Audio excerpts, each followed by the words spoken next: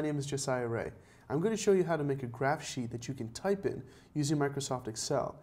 Now this is useful if you want to keep your work digital instead of having to have a hard copy, if you've run out of graph paper or something like that. And you can also use this to print more graph paper in case you run out.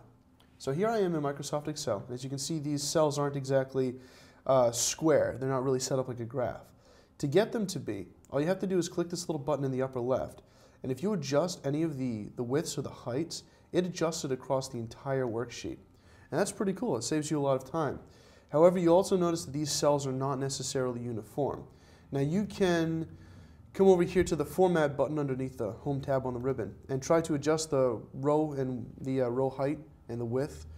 Manually, however, the numbers don't really line up. So that's not really a great way to go. What we can do, however, is we can go to Insert, and we're going to insert underneath the shape, we're going to put a rectangle in here.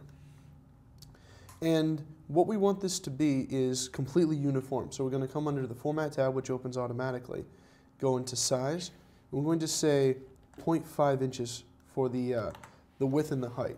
This is also a great way to, if you've got a ruler, you can duplicate the size of the cells in the page that you were already using, which is kind of nice. We're going to set this up into the upper left corner here. So you'll notice that this is kind of snapping to a grid as we move it around. And the reason for that is if you come underneath the Align tab, you can see I've got Snap to Grid selected, which is kind of nice to help you quickly maneuver things around.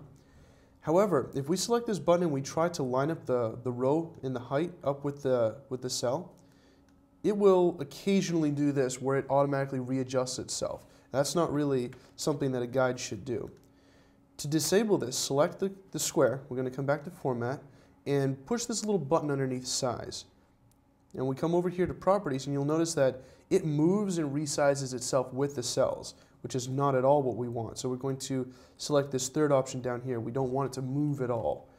I'm going to close, select all the cells again, and now you can see that we can exactly position these cells to be the same size as the square. You can just select the square and delete it. And if you want to see how this is going to come out if you print it, come over to View and say Page Layout. And you can see how these squares are going to divide themselves onto different pages. I hope you've enjoyed this video on how to create graph paper using Microsoft Excel. I'm Josiah Rea.